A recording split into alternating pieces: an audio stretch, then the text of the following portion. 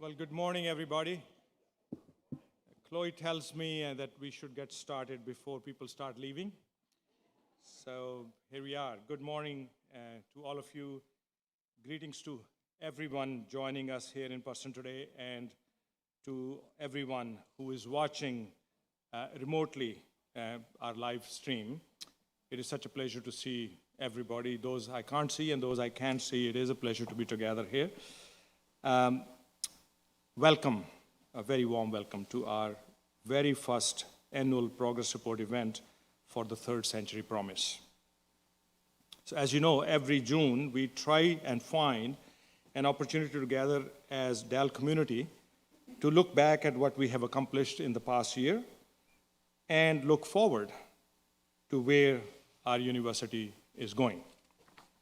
This year's event is particularly noteworthy in three different respects. It is our first since the launch last June of our new strategic plan, Third Century Promise. It is also the first since the launch of the new refreshed Dalhousie brand, which you will see in full display throughout our presentations today. And last, it is the first time in 3 years, 3 painful years, and first time since my arrival at Dalhousie in 2020, that we've been able to hold this event in person. It's just a...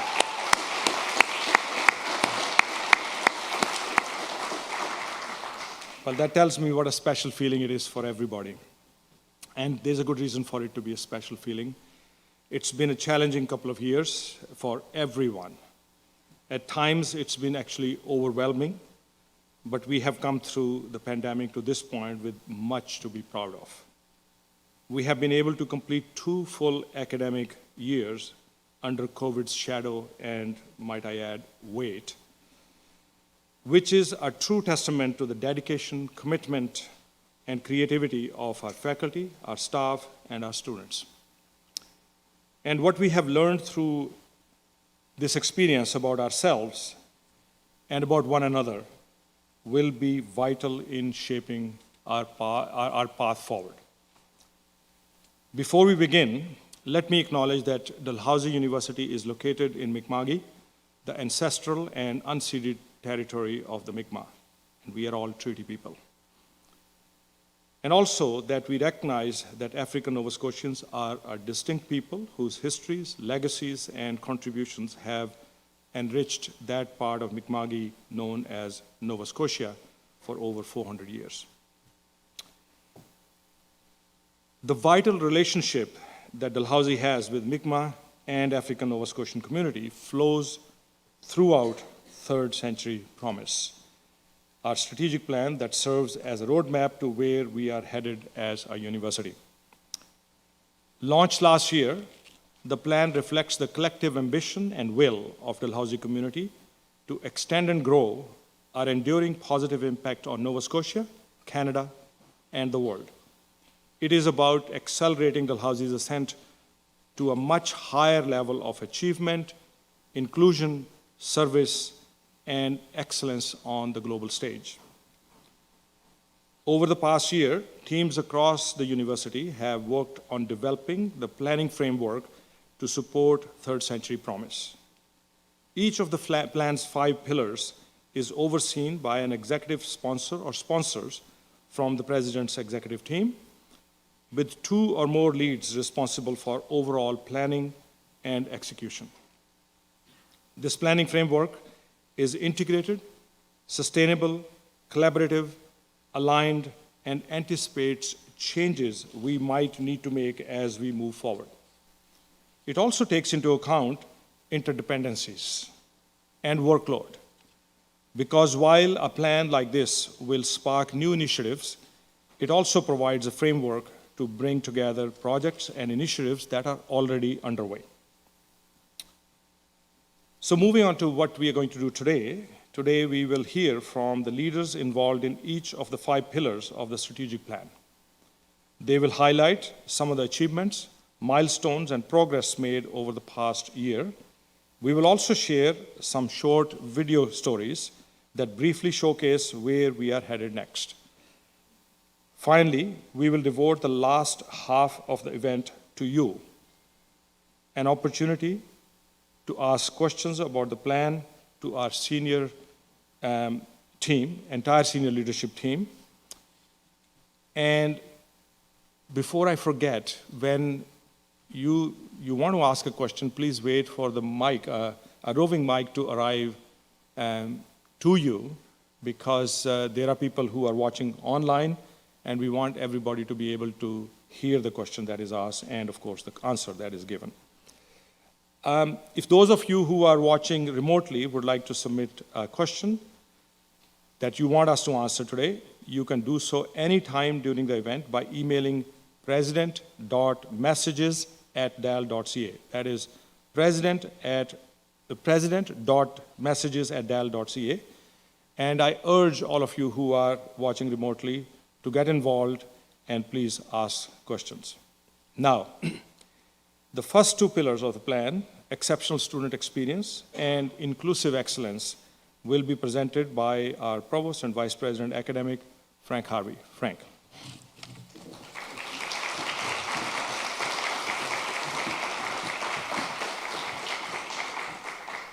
Thanks very much, Deep. Good morning, everyone. This is such an awesome turnout, so thanks very much for joining us. I have the pleasure of providing an update on our first two pillars, Pillar 1, Exceptional Student Experience, and Pillar 2, Inclusive Excellence. And for each pillar, what I'd like to do is focus on our promise, our progress, and our priorities moving forward, followed in each case by a brief video. As we note in our third century promise under Pillar 1, and the reason exceptional student experience is the first pillar of our plan, is that our students are the very reason we're here. Their success, as we note, is our highest priority, and in fact our most important obligation, which is exactly why we've made commitments to place Dalhousie among the very best universities in the country for exceptional student experience and success. With respect to our progress, our enrollment is now just under 21,000 students. We've not only sustained, but we have grown enrollments throughout the pandemic, and we've grown and continued to diversify the cohort of learners joining Dal. We've increased scholarships and bursary supports significantly over the past couple of years. The total now sits at around $35.3 million for undergraduate students and about $38.2 million for graduate students. Dalhousie students have also won several prestigious awards over the past few years, 2 Rhodes Scholars this year, one from Dal, as you know, and one from King's, bringing our total to 93. 3 Dal students received McCall-McBain scholarships in the past 2 years, and I think Dalhousie ranks among the top of all the U15 with respect to success in locating and allocating scholarships to our students to McGill. And Dal hosted 6 new Schulich leaders in 2021. These are scholarships in the STEM fields. We have worked to create touch points in first-year orientation now with 9 different programs. I won't go through the list. I think they're listed behind me. 1,300 new students participated in online orientation this year, more than double the number compared to fall 2020. We're participating in a provincial project to set common institutional metrics for experiential learning, and as you all know, co-ops are the most common form of experiential learning, and ours have rebounded to more than 2,800 after a low point during the pandemic. Obviously, the health and wellness of our students are critical to their learning experience, and we're continuing to prioritize same-day access to primary and mental health care for students at our health and wellness clinics. I want to take a moment to add here that 2 members of our Registrar's Office team have received awards from the Association of Registrars of the Universities and Colleges of Canada. Beth Can received the association's Andrew Arita Award, Distinguished Service Award, recognizing her exemplary record of service to students, to the association, and to the advancement of the profession more generally. And Christina Coakley received the association's Excellence in Diversity and Inclusion Award for her leadership in designing and implementing inclusive convocation ceremonies with particular emphasis on the role Christina played in the decommissioning of the ceremonial mace and the design of the new Dawn staff. That work spanned 3 years, 2 presidents, and 3 registrars. So a brief congratulations to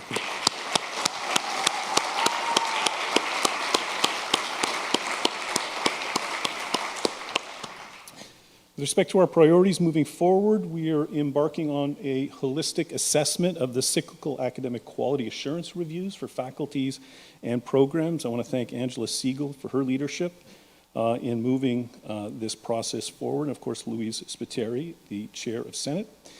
We're actively promoting and engaging in the national standard for mental health and well-being for post-secondary students. As part of our efforts to support a seamless digital student journey from application to graduation and beyond, we are developing a new CRM model to strengthen student communication and engagement. With the support of the province, we're also joining the MyCreds network, a platform allowing students and alumni to access their transcripts and digital credentials virtually. Development is underway on the Dalhousie e-learning framework, and a new award for excellence in online teaching. We continue to work on developing our equity admissions framework and expanding international student assistance and programming to support the growing diversity of our international student cohort. And in 22-23, Student Affairs will be leading the implementation of a new inclusive and innovative residence life program, building on the success of the new partnership between Security Services and Residence Life that we established in 21-22 to enhance community safety, program and engagement support, conduct enforcement, and access control.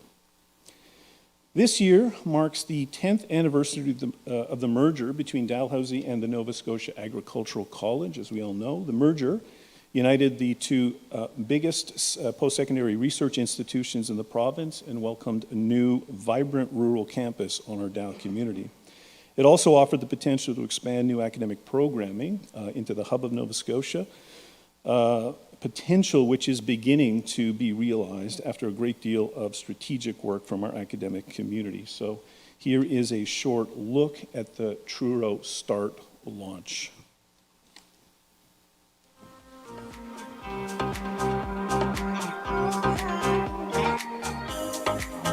Dalhousie is constantly improving its effort to recruit, retain, and support students from underserved communities at its HRM campuses. The expansion of the Truro campus demonstrates that Dalhousie is also willing to reach out into the communities and offer educational opportunities. Dalhousie's Truro Start program gives students the opportunity to start their science degree on a smaller rural campus with smaller class sizes, which means they also have the support of their local community. And students from Indigenous and African Nova Scotian communities particularly get a lot of support from their local community. So this gives them the opportunity for Dalhousie education while staying locally in their community. Historically, there are no communities that are out of Jabuktuk, which is Halifax. So it makes the most sense for us to utilize a community that is so close to us, that we have such a great relationship with. Many of the students that we have here on campus that are Indigenous come from Millbrook First Nation. We are looking forward to offering open houses, programming, and supports that will really aim to serve the Indigenous communities in Nova Scotia. So this is about widening access, keeping students in their rural communities, but also giving them that opportunity and access to a Dalhousie experience on a small university campus. It's our intention and hope that the students who participate at the Truro campus expansion program will feel part of the university, Dalhousie itself, so when they transfer after a year to the HRM campuses, they are feeling that they are part of the institution and that the institution wants them here. It's a great video, wasn't it?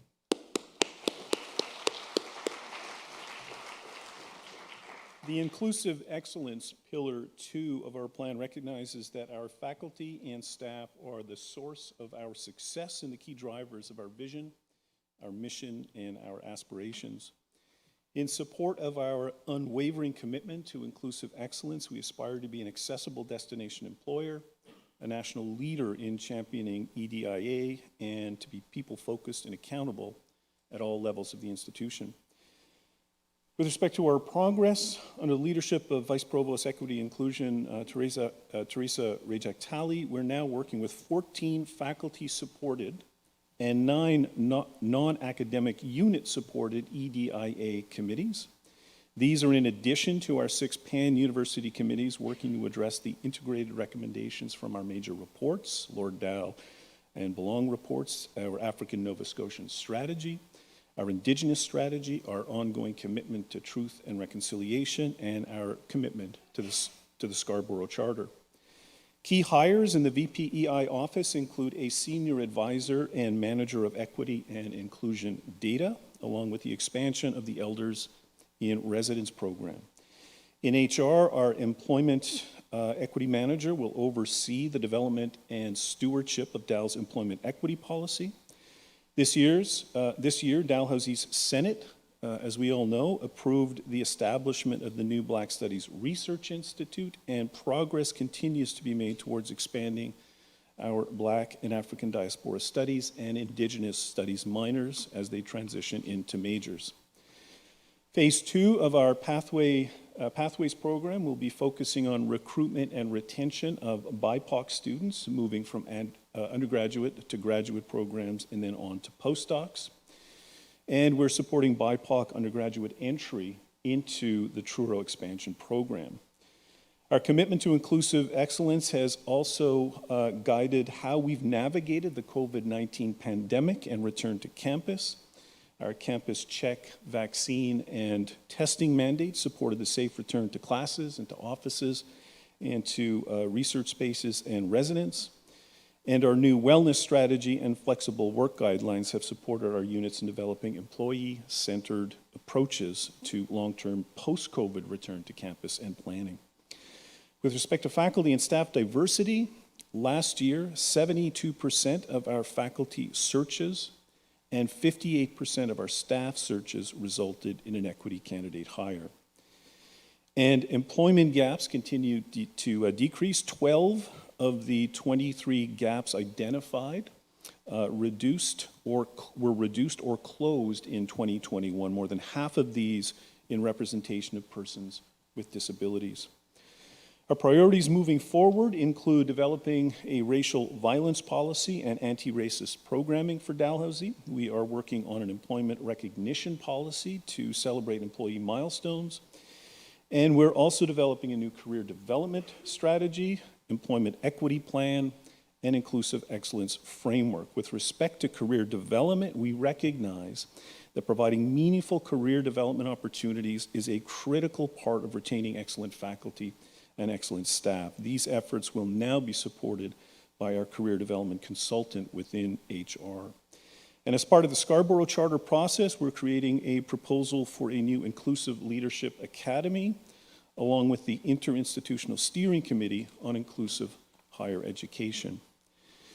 As we all know, the A in EDIA is a concept that is foundational,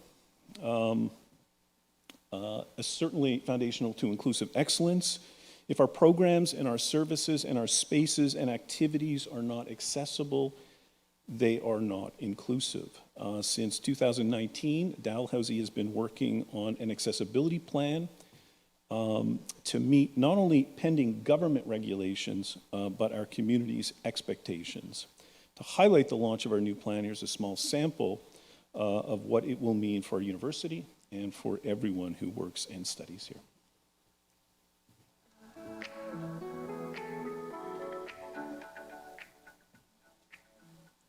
For me, accessibility at Dalhousie is a fundamental aspect of who we are as an institution. It's about the prevention and removal of barriers to ensure equitable and meaningful participation in all aspects of society for persons with disabilities. One of the things that I think anchors the plan is having it part and recognized in Dal's strategic priorities, because that's where the funding is going to come. It's beyond the physical. It's beyond the built environment. It's also about our technological barriers, our communication barriers, our systems, and attitudinal. Dalhousie's accessibility plan is a plan put forward by numerous groups of people with a large first voice component from people with disabilities on campus. That is in response to the provincial legislation that came in 2017. Dalhousie's accessibility plan will improve the participation of persons with disabilities by providing the institution an opportunity to look at our systems, to look at our policies, to look at our service provision, and think about what are some of the ways that we can change how we're administering a certain policy. If we can recognize the value and worth of people with disabilities on this campus, then people are going to want to come here, and they're going to want to study here, and they're going to want to do graduate work and doctoral work here. So we've got a chance to really make a mark in welcoming people with disabilities at Dal.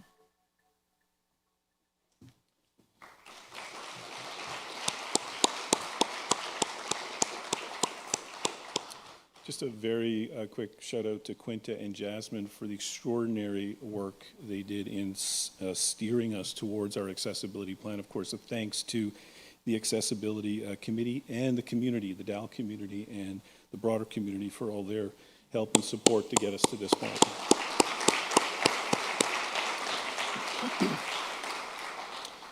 For our next pillar, higher impact research, VP Research and Innovation, Vice President Research and Innovation Alice Aiken unfortunately couldn't be with us today, but we are very lucky to have with us Marlise Rise, Assistant Vice President Research Services, and Marlise will walk us through the third pillar.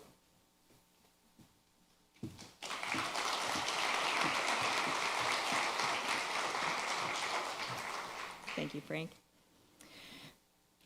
Dalhousie's researchers are scholars, innovators, and entrepreneurs who drive our positive impact on society. Our efforts are focused on growing world-leading research programs in areas of particular strength and investing in infrastructure that supports our researchers to achieve excellence. We are also rapidly evolving Dal's innovation and entrepreneurship such that we are now Canada's leading I&E university. To provide an update on our progress in high-impact research, I'm delighted to report that total research funding now sits at $214 million. This amount includes Dalhousie and our partners at Nova Scotia Health and the IWK.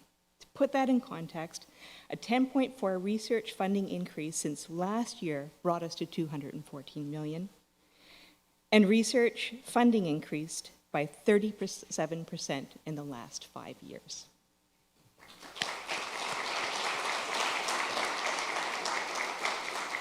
I think that's a true testament to the energy, creativity, and talent of our wonderful researchers here at Dalhousie.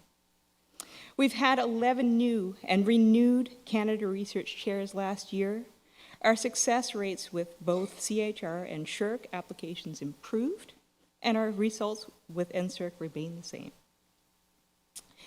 It was a strong year for awards and honors, including the first year Dalhousie ever had 2 Killam Prize recipients, Françoise Bayless and Jeff Don. Other notable awards included a Stacey Prize for Aaron Johnson, 7 new Royal Society Fellows and college members, and 2 new members of the Canadian Academy of Health Sciences. And we continue to see great activity in our Dal Innovates programs and sandboxes with thousands of students and community participants. To summarize our priorities, I note that our research strategic direction is due for review and refresh next year.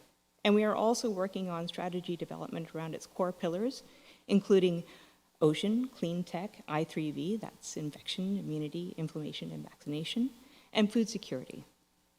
We've revamped the Office of Commercialization and Industry Engagement to streamline partnership activities with industry. We've introduced the Green Labs program to improve research sustainability.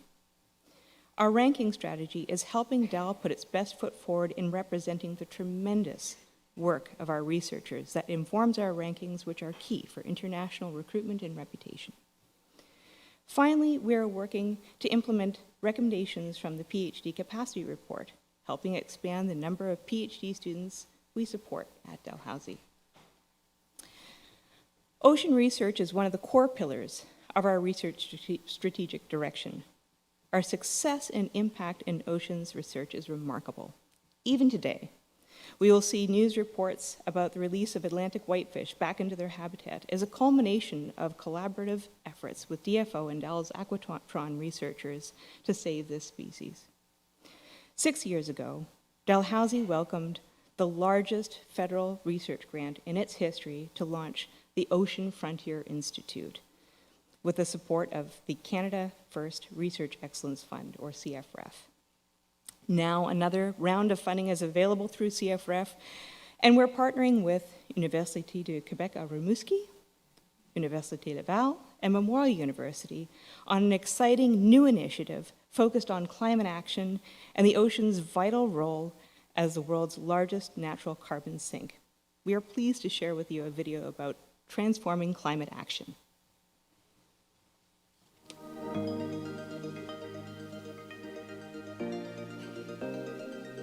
The Canada First Research Excellence Fund allows universities to transform key strengths into world-leading capabilities.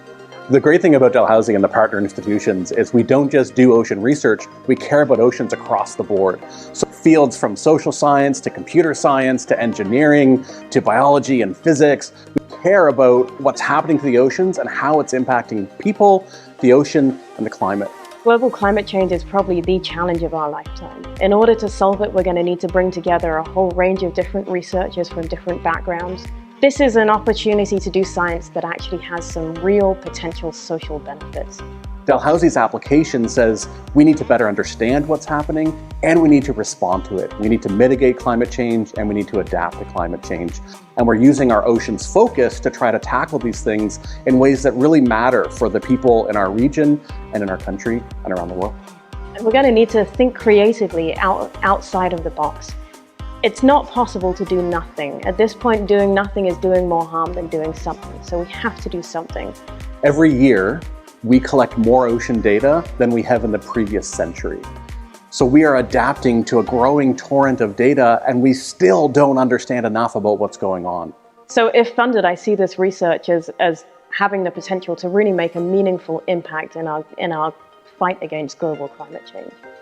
The future of the world is at stake, and Dalhousie researchers are uniquely prepared to take on the challenge.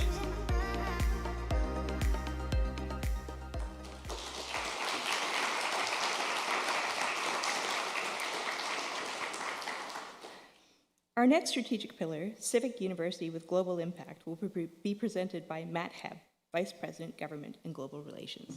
Matt?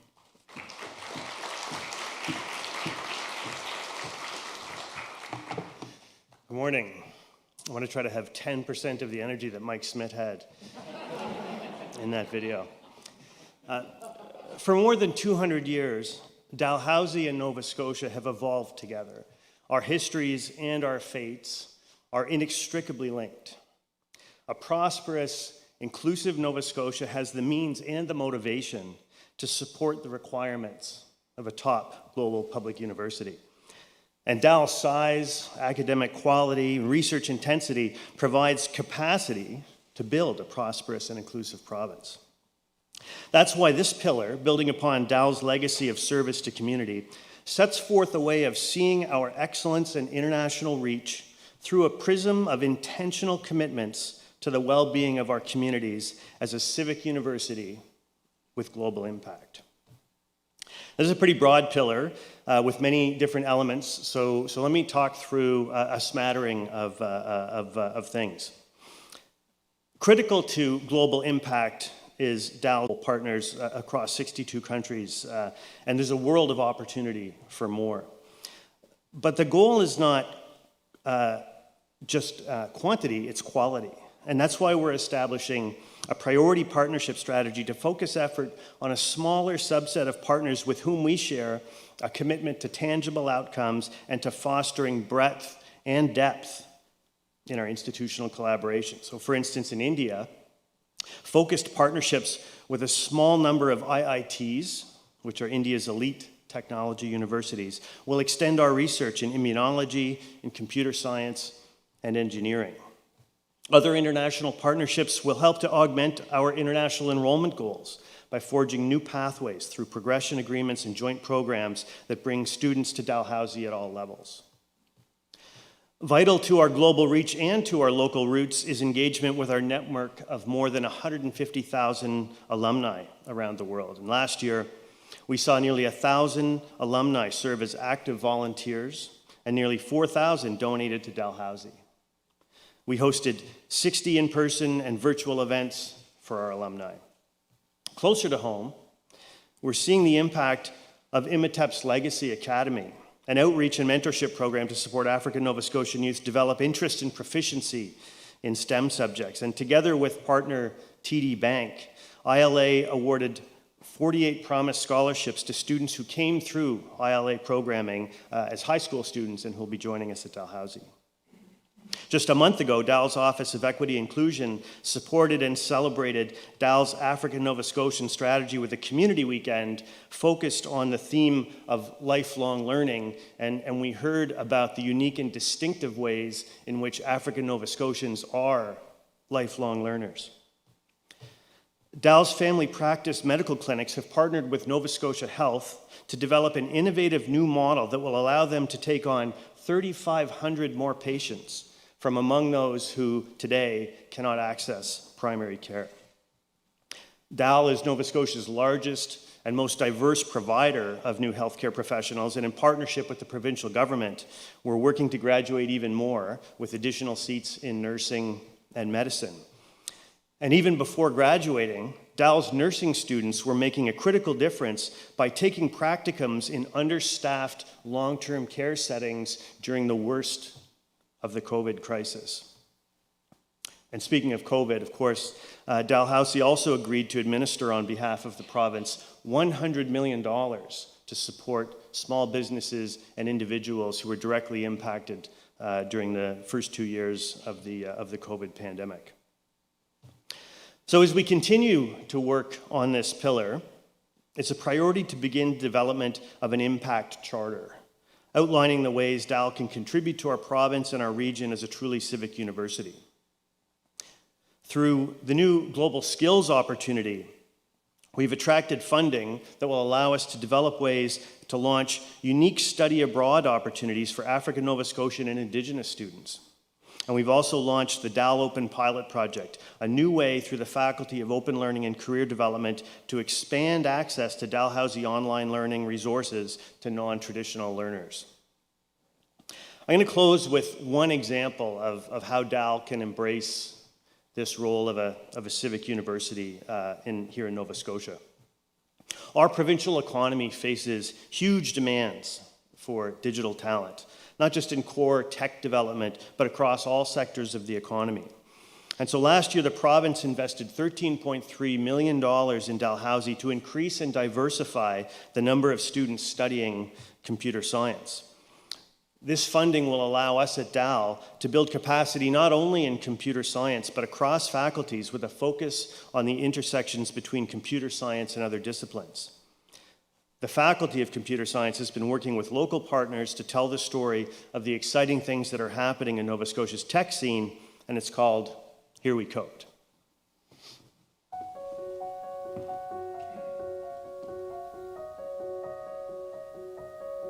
On behalf of Digital Nova Scotia, we're extremely pleased to be partnering with Dalhousie University and the Faculty of Computer Science on the Here We Code initiative. It's a tremendous initiative that will help heighten awareness for the many, many benefits that digital will bring to our province. As a student, Here We Code represents a commitment to the future of Nova Scotia's tech industry. There is an abundance of co-op and graduate opportunities in the province, and initiatives like Here We Code are helping celebrate that. It's providing a platform for students and other interested individuals to really connect more meaningfully with opportunities and prepare them for the workplace in the province. Dalhousie plays a key role as a member of our digital ecosystem, both in terms of driving digital innovation and talent creation. We also have the opportunity to grow our impact on our community through student groups and societies, as well as initiatives like We Are All CS. We have an opportunity to continue to have strong collaboration between industry, government, and post-secondary institutions. Tech is the future and impacts everything that we do, And with Here We Code, we really have an opportunity to make sure everyone benefits from this by providing the opportunities to teach those digital skills that are so crucial today.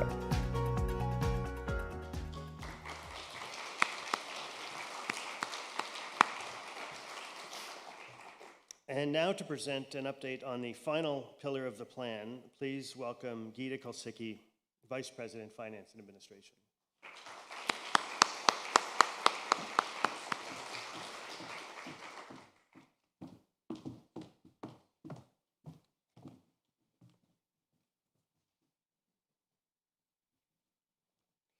Good morning, everyone. I'm delighted to be here, and I joined during the pandemic, so it's been wonderful to be actually able to get out and about and meet people other than on a TV screen. So that's really wonderful.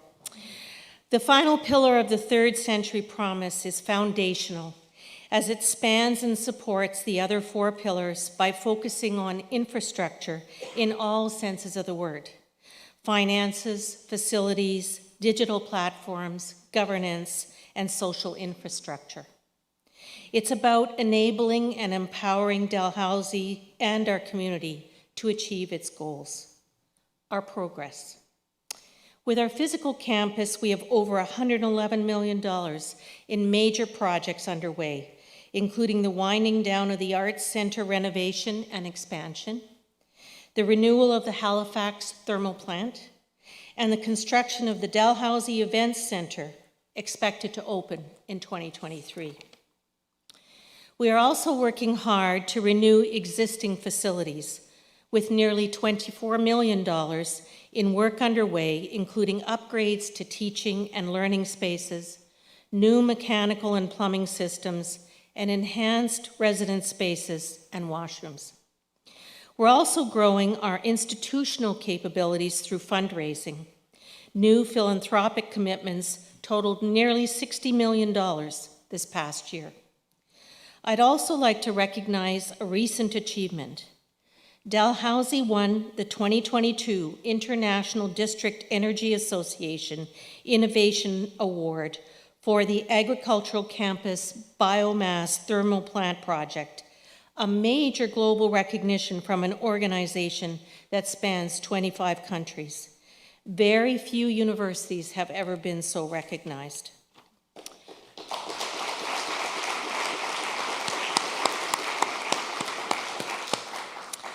Our priorities. We are determining the scope for an update to our multi-campus master plan and campus landscape plan. We have over 15 major sustainability projects underway, focusing on decarbonization, biodiversity, and natural resources conservation. We're undertaking our external review of our governance and administrative structures. Planning is underway for a new budget model for Dalhousie, as well as a new framework for international tuition. Finally, work continues towards a comprehensive fundraising campaign to help propel Dalhousie forward into its third century.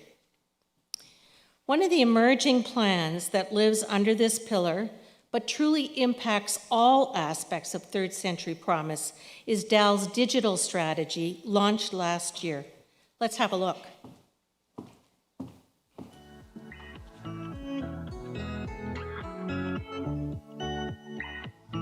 Dalhousie University's first digital strategy is a people-centric, comprehensive plan for Dal's digital infrastructure, supporting excellence in teaching, learning, research, the student experience, and administrative functions at Dal.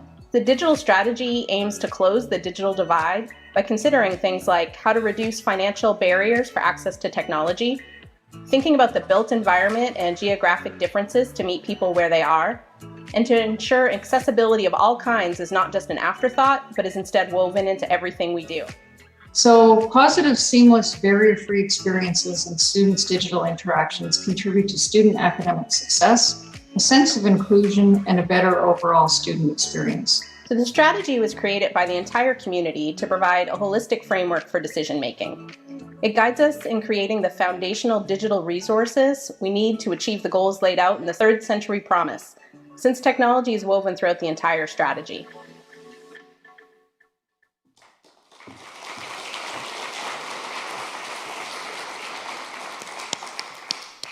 Now I'm going to hand the mic back to Deep to wrap up our overview and get to your questions. Thank you.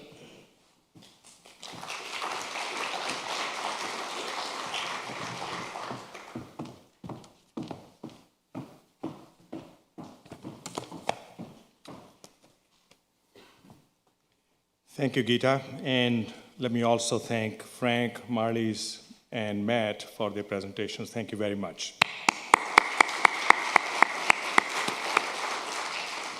I would be remiss if I also did not thank all the leads, the team members, and staff and faculty across the university who have put in a great deal of work this past year to help us move forward to where we are today in pursuit of our shared goals.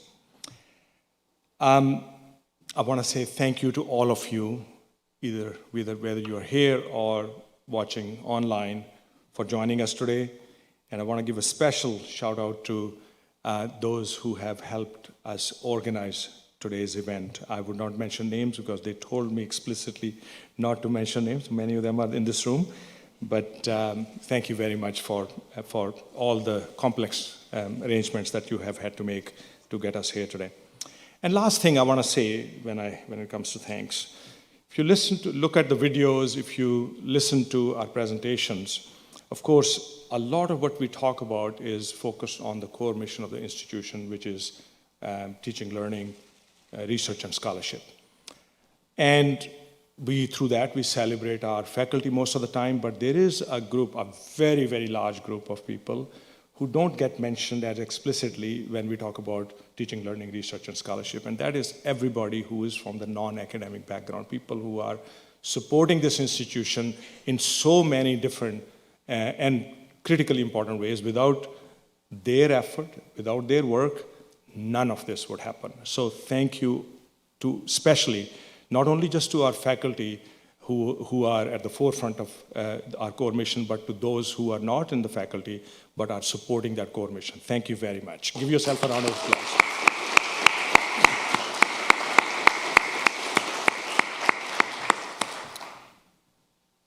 Before we get to your questions, I want to take a moment and reflect back on the fact that all of the work that we talked about today happened against the backdrop of a global pandemic.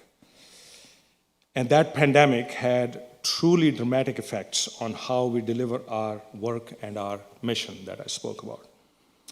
It hasn't been easy.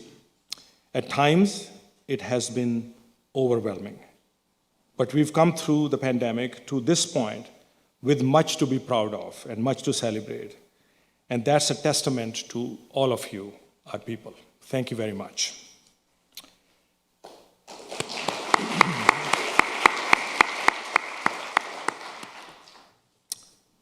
You have found ways to persist, sustain, and thrive in the face of unexpected challenges, whether you were here working on the campus or figuring out how to work remotely.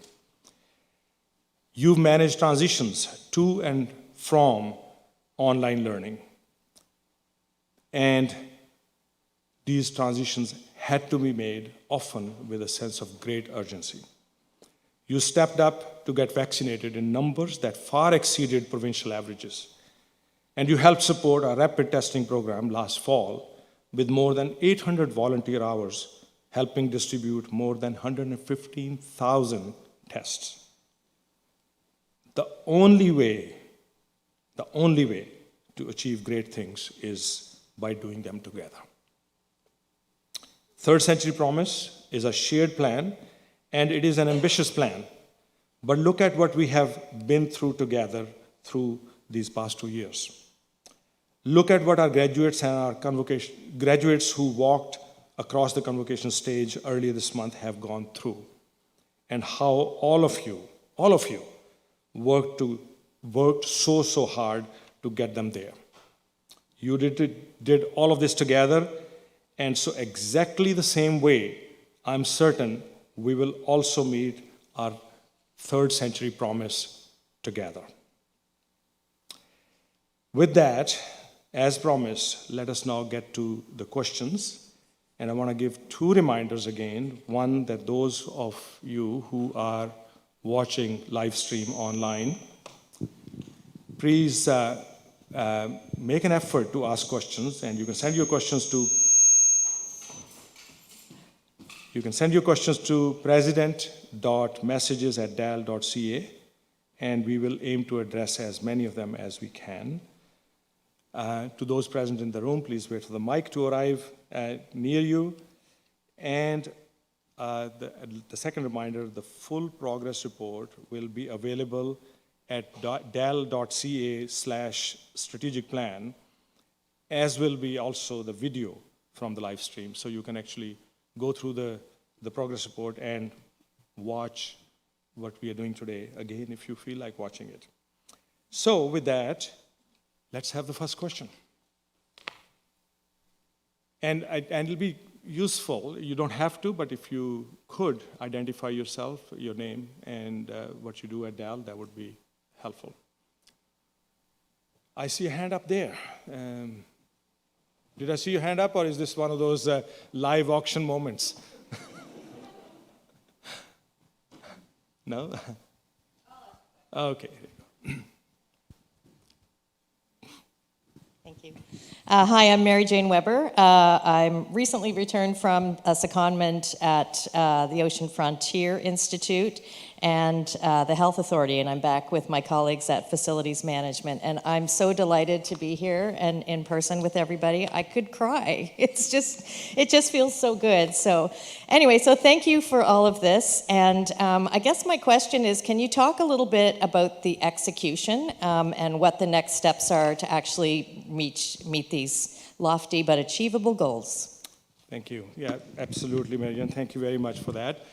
I share your excitement. First thing I want to say that every morning when I get up, I ask myself, this is just such an amazing place and amazing job for me to do. I actually question at times why I get paid to do this job.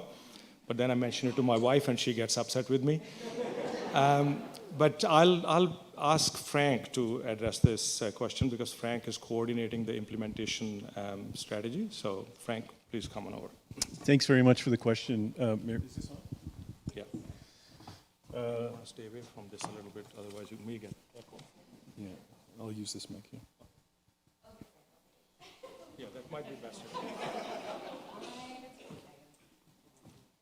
So, Mary Jane, thanks to an awesome planning team in the Vice Provost Planning and Analytics Office, Brenda and Maria, Leanne, the entire group, we have a really well-structured, integrated planning program through the pillar leads to track success on all of the action items across the strategic plan.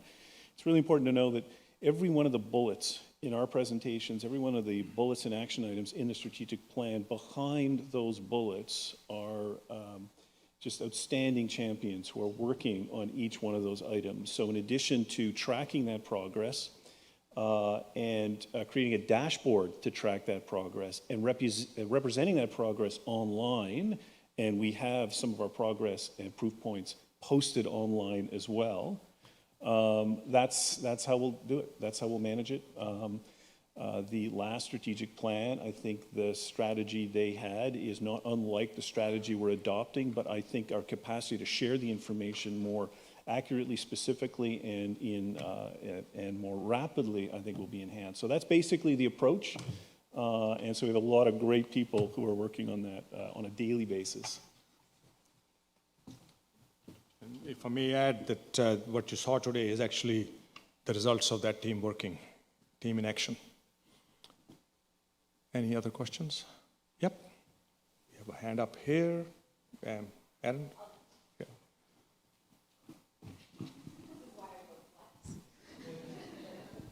Thanks a lot.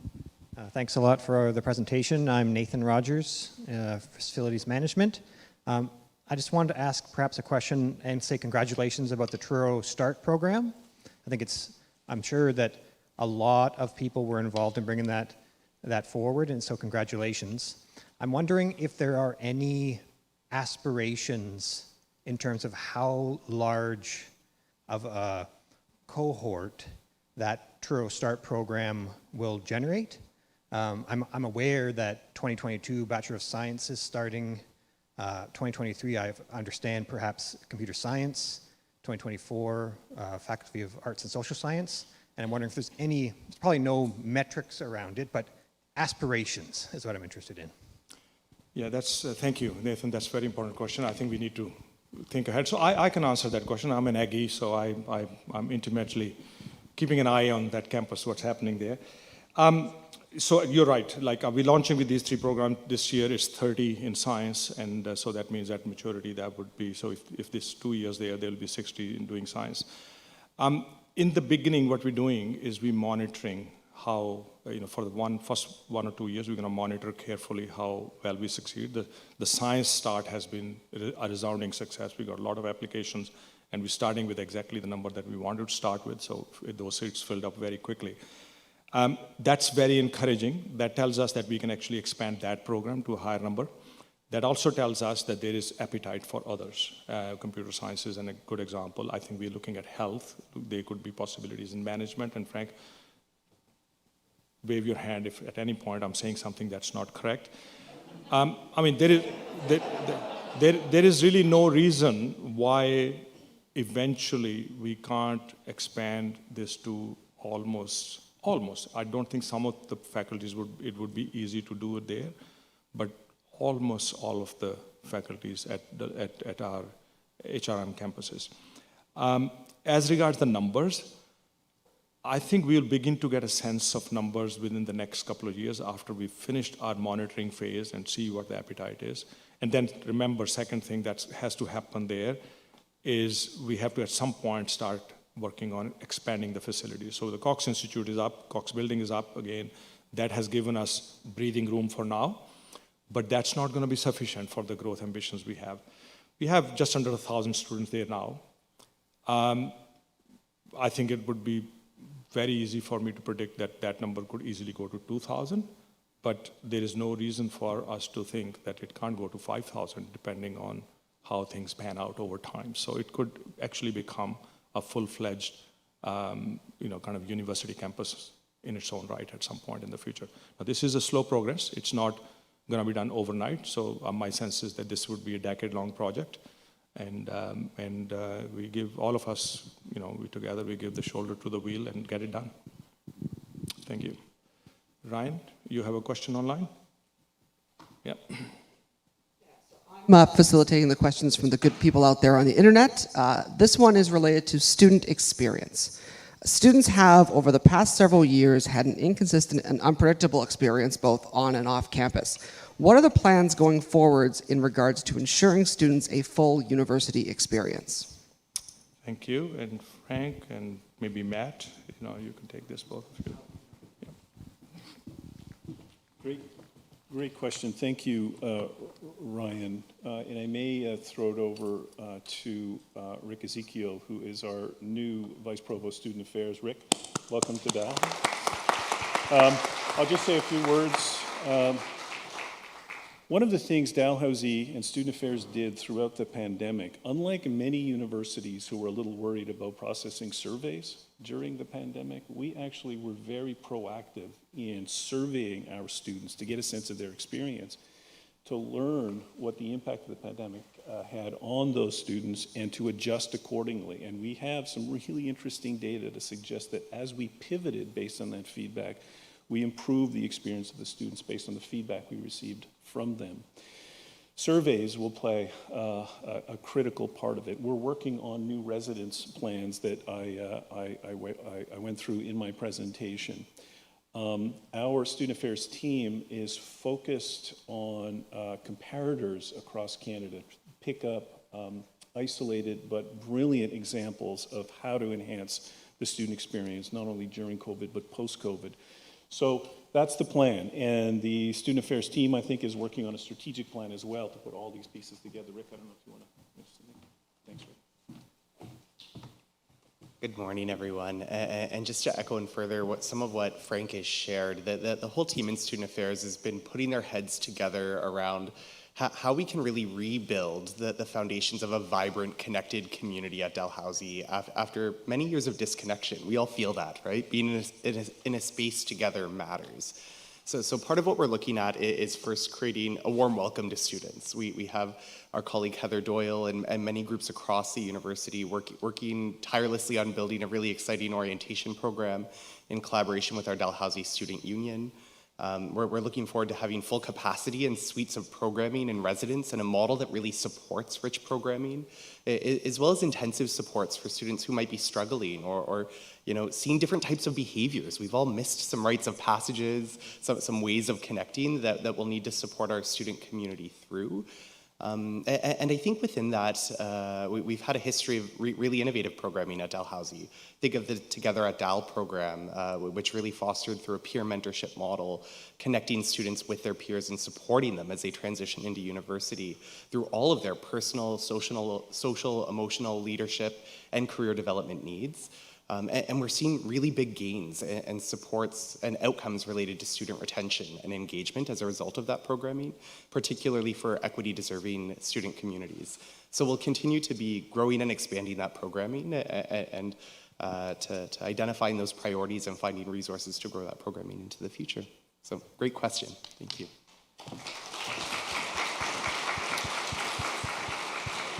Thank you, Rick. I'll add one more thing, that last 2 years have been a rich learning experience about the capabilities of online. Now, not everything about online is worth retaining, but there are elements of it that we've learned that are actually very enriching for our educational model. Dalhousie's #1 value proposition in teaching learning remains our in-place learning and our location. So we will revert to that, that's our default, but we will also embed within that the lessons that we have learned from the last 2 years of experience to enrich that in-place experience with online experience to make it even better. Next, Ryan, do you have any other questions online? And you want to keep it balanced? If not, then we'll take another question. Yep, up here. Sure. So this one is from Terry in the office of the Center for Learning and Teaching. The Your Voice survey results revealed that faculty and staff with disabilities are still feeling less supported and still experiencing significant barriers to access, inclusion, and advancement compared to other equity-denied groups. What are the plans to improve the experiences for the growing population of staff and faculty with disabilities? Okay, who would like to take that? Geeta like to take that? Frank? Yeah. Oh, Chris is there, yeah, that's right. Let me throw it over to Chris Hattie. One of the bullets that I highlighted in my summary focused on the extraordinary work by Quinta and Jasmine to spearhead the accessibility plan. And that plan has been launched, shared with the province ahead of schedule and well ahead of a lot of other post-secondary institutions trying to grapple with the same government regulation, mandate, and timeline and pressure points. Embedded within that accessibility plan, which I think has been posted, embedded in that plan are several very key priorities across categories associated with the accessibility mandate, from space planning to online learning facilities, everything that you could imagine. It was a very broad interpretation of what accessibility meant, and that's one of the lessons we learned from getting feedback from those affected by the absence of accessibility on campus. That's it, that's the plan, that's the starting point, and we'll continue to work through that as effectively as we can. Chris, I don't know if you have anything to add? Yeah?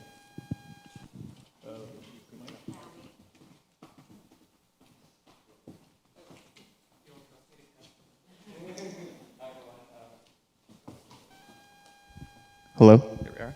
Hi, everyone. I'm Chris Hattie, co-acting assistant vice president HR. I think Frank's right. The foundation of how we promote an inclusive and accessible campus is in the accessibility plan, but there's a couple other things that I think are worth highlighting as well. And one of the things we've done in HR to build capacity for supporting faculty and staff with disabilities is the creation of our Accessible Employment Office. I think one of the biggest barriers for people to access workplace accommodations is just knowing what the process is and how to get those supports, and to remove remove some of the barriers to access. So I think by having dedicated resources who are available to support faculty and staff requiring accommodations, and hopefully a new accommodation policy that's easier to kind of follow, that's an important step. The other thing I would add is, to what Deep was just saying about learning how to use technology and new ways of working, to the most effective.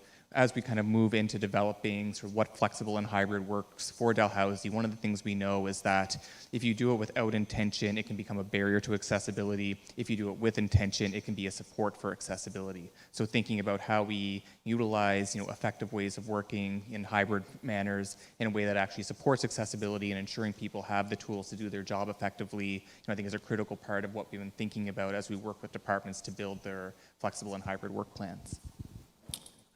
Thank you, Chris. I know that there was a question back there, so yeah. Do you want to hold it or do you want I can hold it. Hello. I'm Emilia Cordova, the Vice President Student Life for the Dalhousie Student Union and an international student at Dalhousie in the Bachelor of Science program. I appreciate Dalhousie's effort towards inclusion and outreach for international students since our differential fees are a large source of income for the university. However, what efforts are being done for inclusion of international students in programs like nursing or medicine? And are there any projects working towards offering scholarships exclusive to international students, which are necessary considering the annual increase of international tuition by $1,500 on top of the general 3%? Thank you. Sorry, I didn't get your name, but yeah.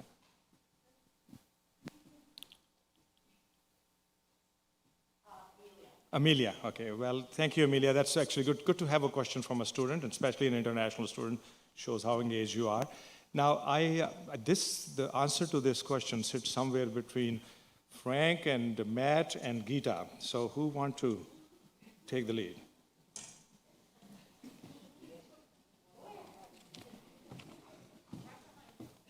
Thanks very much for the question. I don't know if Brenda's here, the Dean of Health. She may be better placed to answer specific questions about programming around international recruitment and enrollment and engagement in the health professions. And I'd be happy to follow up and send a note back to you, Amelia.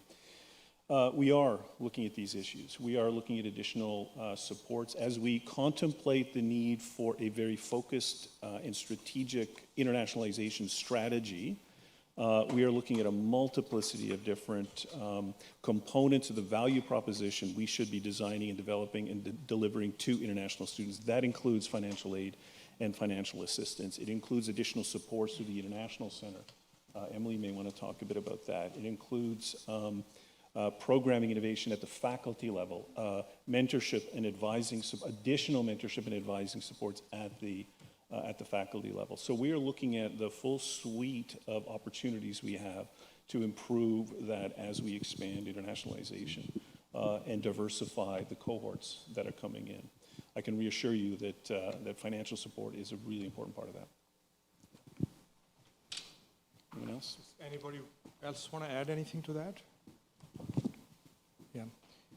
Amelia, at the heart of this is work under progress on rationalizing our international tuition. You mentioned tuition, so and one element of that is ensuring that we have a cohort model of international tuition, where a student coming in knows what they would be paying for the next 4 years, so they can plan rather than have that tuition change unpredictably over the course of their studies and so on. So there are a number of measures that we are putting in place to make it better experience, even better experience for international students.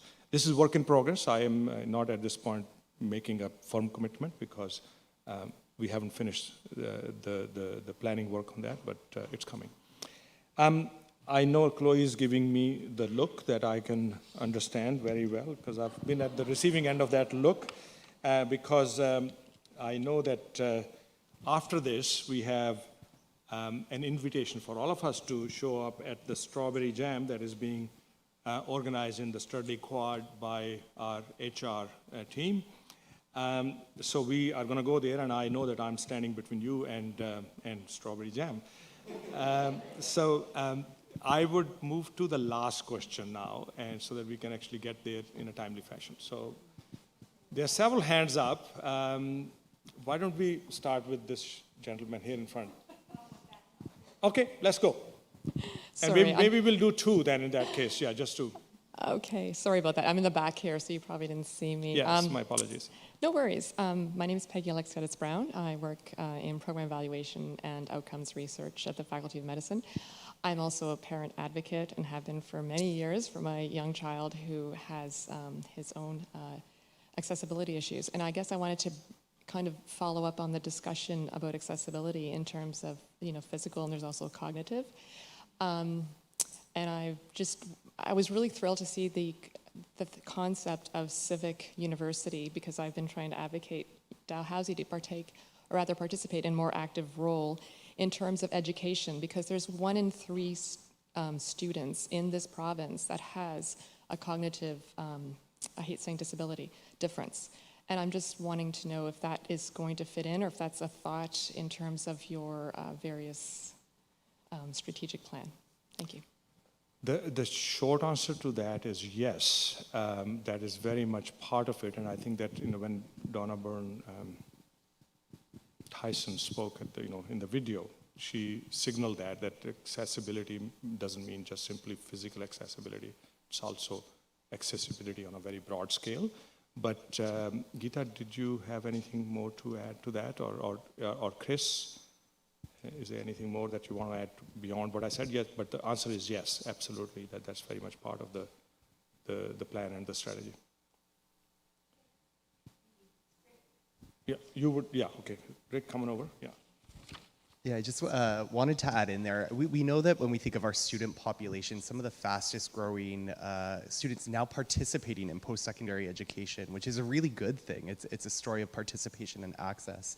Our students with different neurodiversities, students who might experience autism spectrum disorder, with learning disabilities, ADHD, et cetera, and we've been working really hard at DAL, and I know the team in accessibility services, the team in student health services have been really working to think about how do we both meet the needs of students outside of the classroom, but as Deep highlighted earlier, all of these advances we've seen through online learning, we've discovered these accessibility tools that help students engage right in the classroom.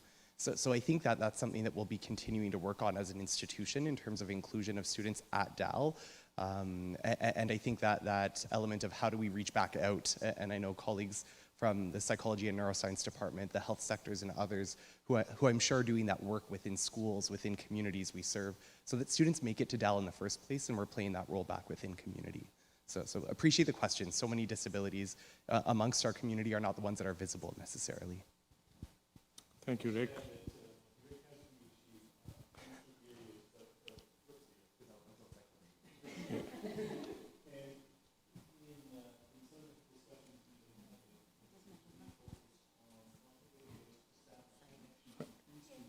And the research. Yeah. Rick has a PhD in developmental psychology, and among the conversations we've been having, one of them was about how we could connect the research community at DAL into the student affairs office and really explore questions like that from a research perspective, but practically, how can we apply the lessons learned from that research and that kind of connectivity with the research community into policy assessments and programs within student affairs to deal with issues like that. Sorry. It's a blessing to have a leader in student affairs who is also an active researcher in the area, especially the area that you just mentioned. We're so lucky to have you here, Eric. Yeah. So one question from here and one more from online, and Chloe has been very kind to me and she's given me permission to do that. Right. So Thanks, Chloe, and hi. Murray here. I'm the board member and the president of International Student Association. Also work at the Global Affairs Matt's office. Thanks, Amelia, for raising the questions for international students. So I have two questions. Can you hold the mic close to your? Yeah. So I have two questions actually. First, what is strawberry jam? Is that I came through COVID, so I guess it's a public event for all employees. So I encourage everybody to join. The second question is, probably I'm going to ruin harmony here. What are the top 3 problems or issues you think we are facing collectively right now on this campus? Can you repeat that What are question? top 3 problems you think we are facing collectively? Okay, all right. now? That's well, I will not answer the first question because I think I'll give an answer that was probably going to get me in more trouble than it will get me out of it. But so I'm going to ask Chris. Chris, what is strawberry jam? I have an idea, but I want to have it from an expert. Excellent. First thing you need to know about the strawberry jam is Jasmine named it, and I take no responsibility for that.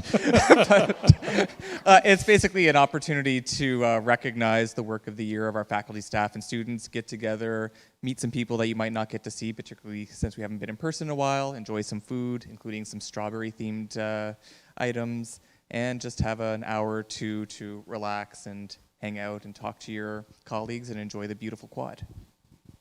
Is that clear? Thank you. Thanks, Chris. Very little jamming will take place, I promise. There's no music? The answer to the second question, and I bet you that if you ask everyone in the room that question, there'll be 3 different answers to that question because that what are the top 3 problems tends to differ depending on what your perspective is. I'm going to give you, I'm not even going to call them the problems. I'll say challenges, and challenge is always connected with an opportunity. So from my perspective, some of the ones that come to my mind. And number 1 would be that we're coming out of a pandemic where governments have been spending a huge amount of money on keeping us whole during the pandemic. And we are now entering the post-pandemic phase, and I'm expecting that there would be a global belt tightening. Our governments would be no exception to that at provincial and at national level. And that would come at a time which is something that we were not even predicting, when there are other quite challenging things happening in the world. Inflation is one. The war in Europe is another one, and there are others. So we are going to be moving into a phase now where we would be moving this university forward and higher through a rather challenging fiscal environment. And we need to get ready for that. So that's the one thing that is on my mind all the time. Second, students. Our students over the last 2 years, that's half of the time of a student who starts at pandemic in the university. And universities are not just simply places where you learn in the classroom. This is a place where you come of age. And a huge amount of experience in terms of coming of age has been lost for that generation of students. And we are going to have to really double down to make sure that, to the extent possible, we can mitigate the impacts of what the students have gone through. And these are not just students who are at Dalhousie. These are students who have gone through schools, and they're going to be coming to Dalhousie over the next decade. So there's a wave of students coming who have an experience of being a student that is entirely different than what a normal experience is. And the impacts of that on students are unknown. My sense is that the younger you are, the more likely you are to get out of it faster, because younger kids tend to be more resilient. But we have an issue to deal with for over a decade now. I'll stop there at 2, and I'll give an opportunity to anyone from my executive team to pick a second a third or a fourth, if you think there's something that is on your mind. I think, Murray, you're absolutely right.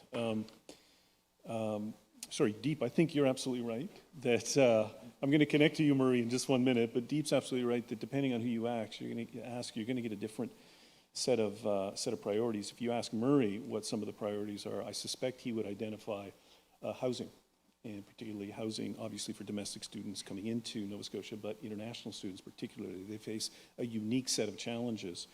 And it was as a consequence of discussing a lot of these issues with Murray that priority was elevated in my mind as to some of the challenges that we're facing. So in addition to Deeps, there are so many others, but I would identify that. And thanks, Murray, for that insight. Yeah.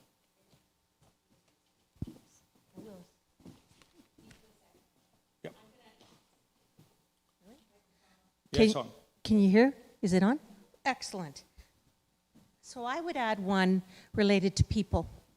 We're going through a time when we're seeing a number of retirements of people who have been with Dalhousie for, their careers.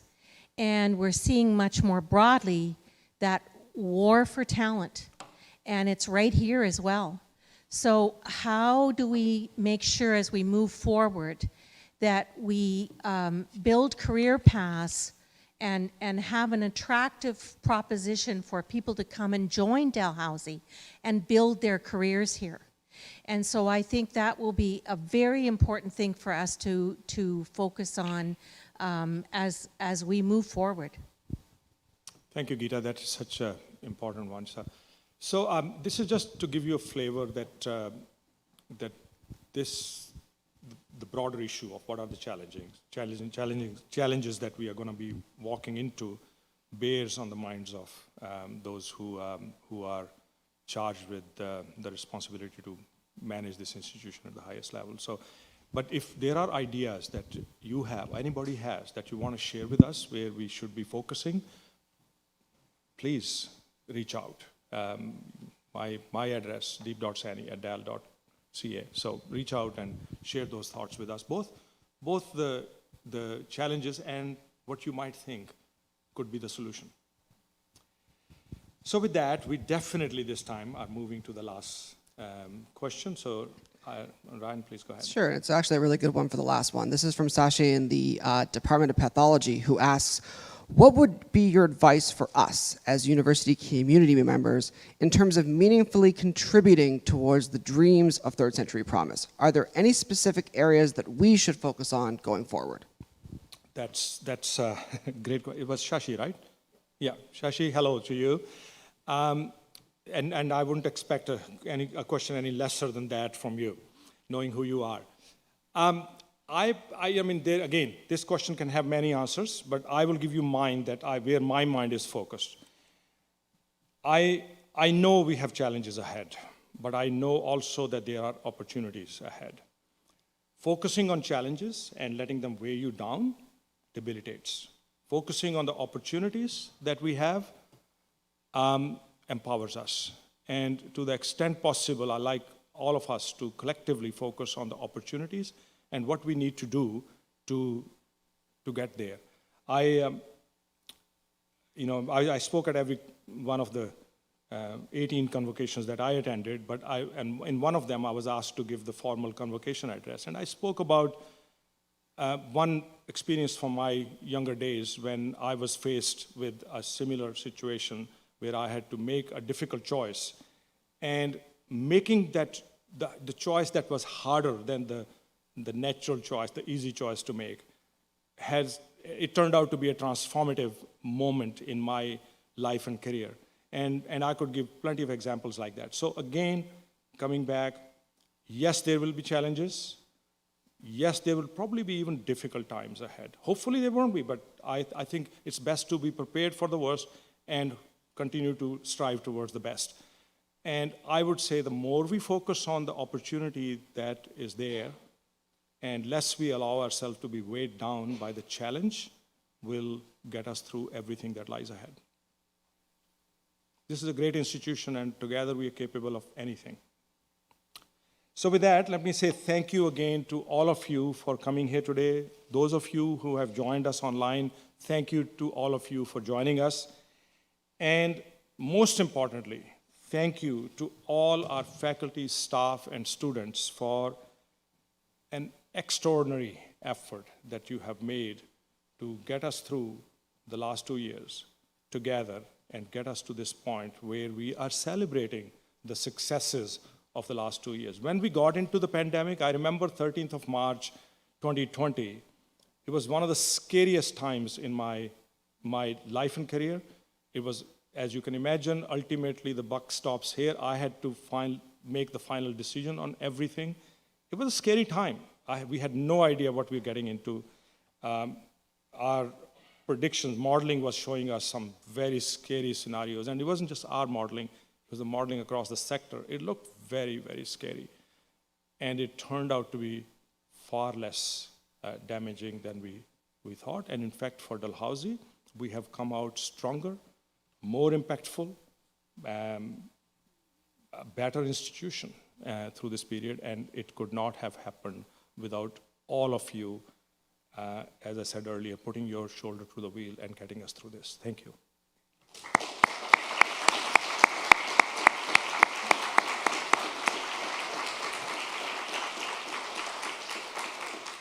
And now that we know what strawberry jam is, let's go and experience it.